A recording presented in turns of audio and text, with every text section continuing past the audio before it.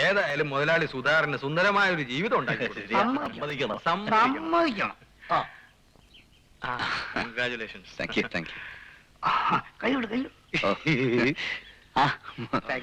സുധാര,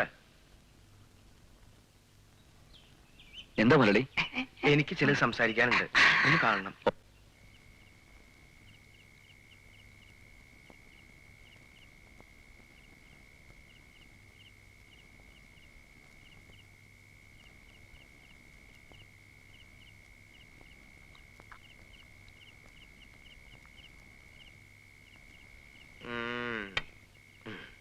ഇന്ന് നിന്റെ ആദ്യരാത്രിയാണ് അല്ലടാ മോനെ.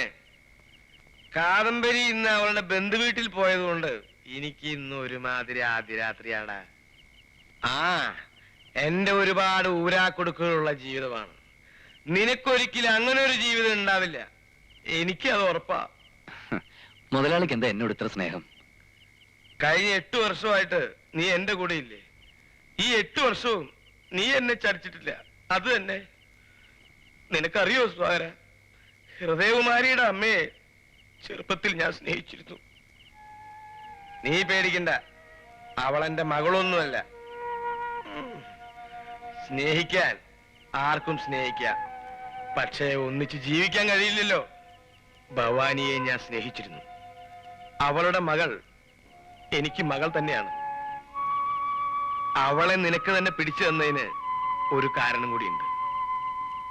നീ നല്ലവനാ, നല്ല കരുത്തുള്ളവനാ, എന്തും സഹിക്കും, എങ്ങനെയും സഹിക്കും. എന്നാലും ഒന്നും മനസ്സിലാക്കി വെക്കാൻ വേണ്ടി പറയുകയാണ്. ഈ അമിത സ്നേഹം കൊടുത്തു വളർത്തിയത് കൊണ്ട് ഹൃദയകുമാരി ചില സമയത്ത് അതിര് വിട്ട് കളിക്കാറുണ്ട്. മിക്ക നേരത്തും അവള് നല്ല ബുദ്ധിയുള്ള കുട്ടിയാണ്, സത്യം. എന്നാലും ചില സമയത്ത് അവള് നമ്മളെ പോലെ അല്പസ്വല്പം വട്ട് കളിച്ചെന്ന് വരും. എനിക്ക് തോന്നിയതാവാം, അത് സത്യമാവണമെന്നില്ല. എന്ന് പറഞ്ഞാ അവക്ക് ഒന്നുമില്ല. അവളുടെ അമ്മ കുറച്ച് ഫാസ്റ്റാണ്, അത് മോൾക്കുണ്ടെന്നേ ഉള്ളൂ. അപ്പോ തള്ളയ്ക്കും മൂക്കും വട്ടാണോ? ഒരു ചുക്കുമില്ല. അച്ഛനില്ലാതെ വളർന്ന കുട്ടിയല്ലേ, അല്പം പിടിവാശിയൊക്കെ കാണും. നിന്റെ സ്നേഹത്തിന്റെ മുമ്പിൽ ഒക്കെ ശരിയാവും സുധാര.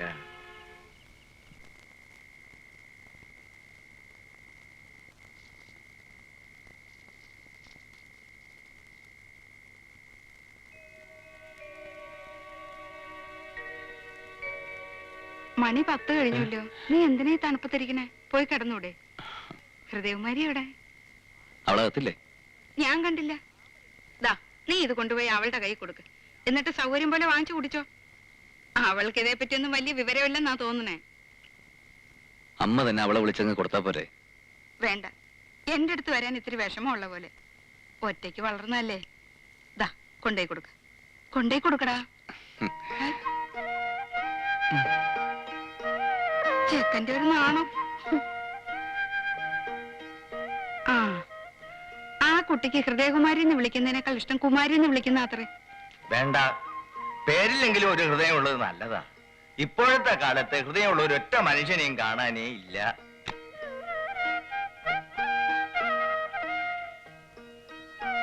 ഹൃദയകുമാരി,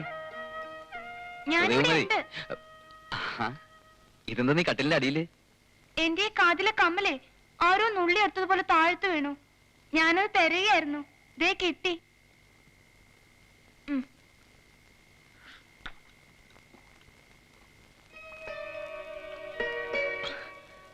ഇവിടെ രാത്രിയിൽ എപ്പോഴും പാലാ? ഹോ, ഭയങ്കര മധുരം. ചില നേരത്ത് അവള് നമ്മളെ പോലെ അല്പസ്വല്പം വട്ട് കളിച്ചെന്ന് വരും.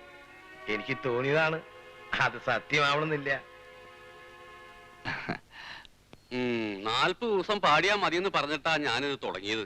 മാസങ്ങൾ ഒരുപാട് കഴിഞ്ഞല്ലോ. വല്ല രക്ഷയുണ്ടോ പങ്കജം? ഇങ്ങനെ പോയാ ഒന്നുകിൽ നീ പ്രസവിക്കും, അല്ലെങ്കിൽ ഞാൻ പാടി പാടി ഒരു യേശുവാസാവും. പുതുപ്പെണ്ണിനെ പുറത്തേക്ക് കണ്ടില്ലല്ലോ, എഴുന്നേറ്റില്ലെന്ന് തോന്നുന്നു. കുറെ കാലം കഴിഞ്ഞാൽ സുധാകരനും ഇങ്ങനെ പാടേണ്ട ഗതികേട് വരുമ്പോ താനെ എണീറ്റോളും.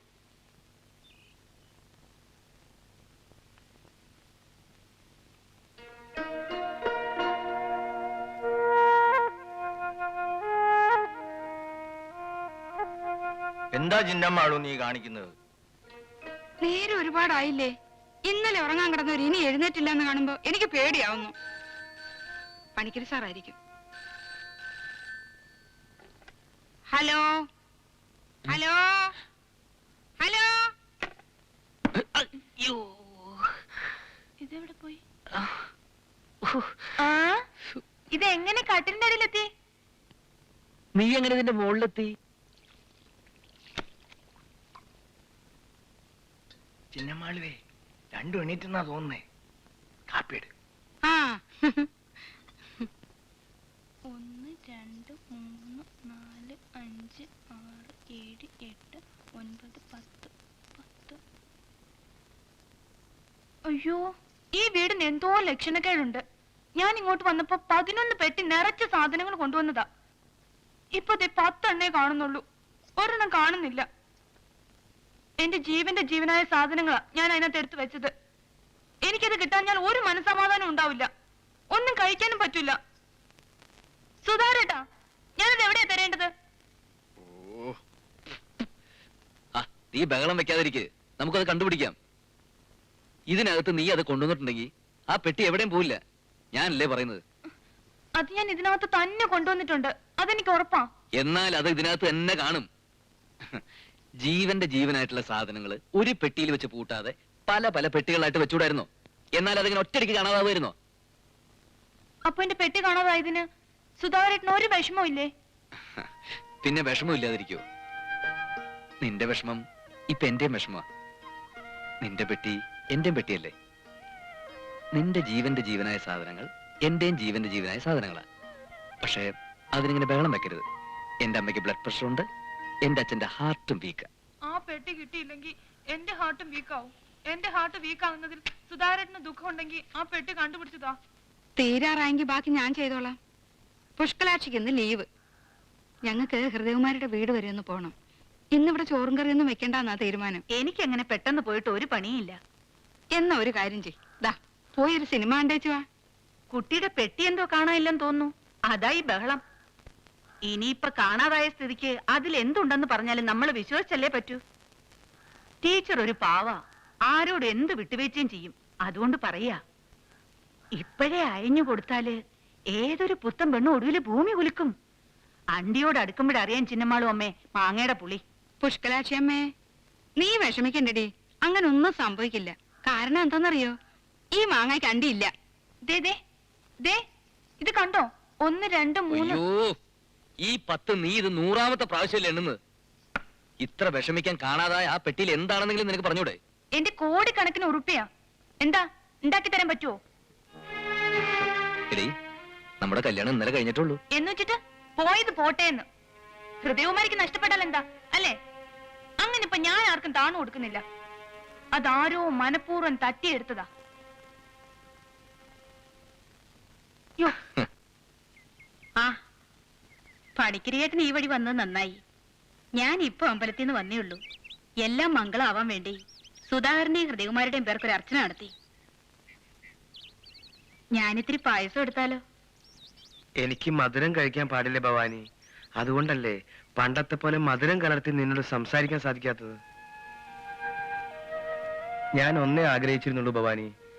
ദൈവം നമ്മളെ രണ്ടാളെയും ജീവിതത്തിന്റെ ഉത്തര ധ്രുവത്തിലും ദക്ഷിണ ധ്രുവത്തിലും കൊണ്ടുപോയി നിർത്തിക്കളഞ്ഞു. അവിടെ നിന്നുകൊണ്ട് നീ തനിച്ചായപ്പോ നിന്റെ മകൾക്ക് നല്ലൊരു ഭാവി എന്നാ കഴിയാവുന്നത് സാധിപ്പിച്ചു തരിക. അത് ഞാൻ സാധിപ്പിച്ചു. അതിന് പണിക്കരിയേട്ടനോട് എനിക്ക് നന്ദിയുണ്ട്. മുതലാളി, മുതലാളി,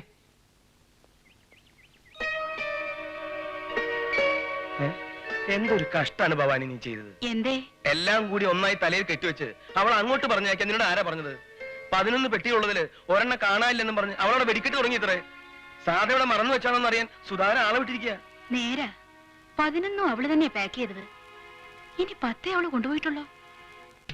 എന്തായി ഇമ്പിച്ചു പോയ പ്രശ്നം? ആ വീട്ടിൽ ഇതിനു മുമ്പ് ഇങ്ങനെ ഒരു പ്രശ്നം ഉണ്ടായിട്ടില്ലല്ലോ. ആ വീട്ടിൽ ഇതിനു മുമ്പ് ഇങ്ങനെ ഒരു കല്യാണം നടന്നിട്ടില്ലല്ലോ. അതെന്നെ പ്രശ്നം. എന്തായി, കിട്ടിയോ? കിട്ടിയിട്ടില്ല പങ്കജം. അവളുടെ കല്യാണത്തിന് ധരിക്കാതിരുന്ന ആഭരണങ്ങളായിരിക്കും അതില്. പിന്നെ അവൾക്കായി മാറ്റി വെച്ച പണം ഉണ്ടാവും. ചുരുങ്ങിയതൊരു 3-4 ലക്ഷം ഉറുപ്പെങ്കിലും വരും. കേട്ടപ്പോ ഞാനൊന്ന് വിറച്ചു. സുധാകരന്റെ കല്യാണം കഴിഞ്ഞപ്പോ ചിന്നമ്മാളും അമ്മയുടെ മുഖം ഒന്ന് തെളിഞ്ഞതായിരുന്നു. കാശ് പോയാലെന്താ, അത്രയും നല്ലൊരു അമ്മയെ കിട്ടിയില്ലേ അവക്ക്. അത് കരുതി സമാധാനിച്ചൂടെ? പെറ്റ തള്ള തന്നെ ഈ കാലത്ത് ആർക്കും വേണ്ട, പിന്നല്ലേ പെറാത്ത തള്ള. ഈ പങ്കപ്പാട് കാണുമ്പോ അതിന്റെ അകത്ത് എന്തായിരിക്കുന്നു സുധാകരൻ ഊഹിക്കാൻ കഴിയുന്നുണ്ടോ? മിക്കവാറും അവളുടെ കെട്ടിയോന്റെ 16 അടിയന്തരത്തിലുള്ള സദ്യയുടെ കുറിപ്പിടിയായിരിക്കും. പെട്ടി പെട്ടിന്നും പറഞ്ഞ് ഇവിടെ കിടന്ന് ബഹള. സമ്മതം ചോദിക്കാണ്ട് എങ്ങനെയാ അകത്ത് കിടക്കാന്ന് വിചാരിച്ചിട്ടാ. ഇനി അമ്മയുടെ മുറിയിലൂടെ നോക്കാനുള്ളൂ. അറിയാണ്ട് ആരെങ്കിലും അതിനകത്ത് കൊണ്ട് വെച്ചിട്ടുണ്ടാവോ? എന്റെ മുറിയിലോ? ആ. ഒരു തരക്കേടുമില്ല മോളെ. അതിനകത്ത് തിരഞ്ഞ നിനക്ക് അങ്ങേയറ്റം സുധാകരൻ പണ്ടുകൊടുത്ത 5 പട്ടുകോണവും കിട്ടും. വേണമെങ്കിൽ പോയി എടുത്തോ.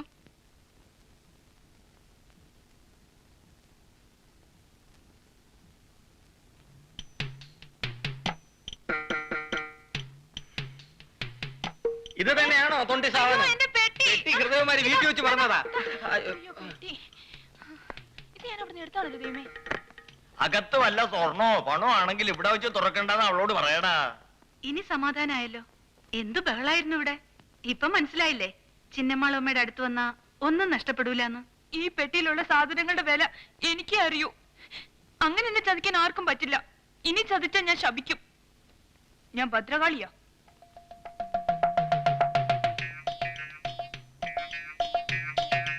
ഞാൻ ജീവന്റെ ജീവനായി കൊണ്ടു നടക്കുന്ന വിലപിടിപ്പുള്ള സാധനങ്ങൾ ഇതിന്റെ ഉള്ളില്. ആർക്കും അതിന്റെ വില മനസ്സിലാവൂല. എനിക്കേ അറിയൂ.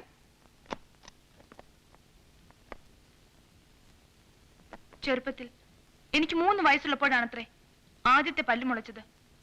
അതിനു മുൻപ് ഞാൻ പല്ല് തേക്കാൻ വേണ്ടി വാശി പിടിച്ച് കരയുമായിരുന്നു അത്രേ. 3 വയസ്സ് കഴിഞ്ഞ് 2 മാസമായപ്പോ പെട്ടെന്ന് എനിക്ക് 4 പല്ല് വന്നു. അത് തേക്കാൻ വേണ്ടി എന്റെ അച്ഛൻ എനിക്ക് ആദ്യം വാങ്ങിച്ചെന്ന ബ്രഷ് ഇത്. കൊള്ളാമോ?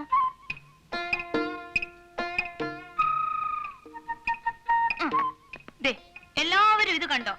എന്റെ 3ാമത്തെ വയസ്സില് പിറന്നാൾ നമ്മ കൈകൊണ്ട് തുന്നി തന്ന ഉടുപ്പാ.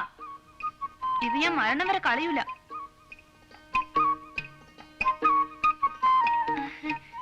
ഞങ്ങളുടെ തറവാട്ട് പറമ്പിന്റെ അതിരില് തേൻ കിനിയുന്ന ഒരു മാവുണ്ടായിരുന്നു എന്ന് ഞാൻ സുധാകരനോട് പറഞ്ഞിട്ടില്ലേ?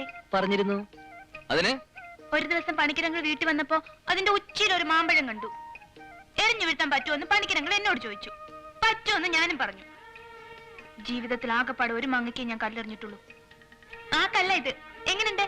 പണിക്കരെ ഇതിന് അരവട്ടല്ല, മുഴുത്ത വട്ട് തന്നെയാ.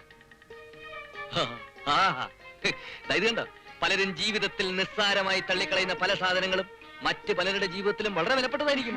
നമുക്കൊന്നും ഈ കല്ലിന്റെ വില മനസ്സിലാവില്ല. സൂക്ഷിച്ചു വെച്ച അല്ലെ കൊണ്ട് പുഴുങ്ങി തിന്ന്. എന്നിട്ട് ആ മാങ്ങ ഒറ്റയേറിന് തന്നെ വീണോ ചേച്ചി? വീണു. അത് പണിക്കരങ്ങൾ തിന്നുകയും ചെയ്തു. അതിന്റെ അണ്ടി ചിലപ്പോ ആ പണിക്കരുടെ വീട്ടിൽ തന്നെ കാണും. ശിവരാമന് വേണമെങ്കിൽ അത് വാങ്ങി മുളപ്പിക്കാം അല്ലേ?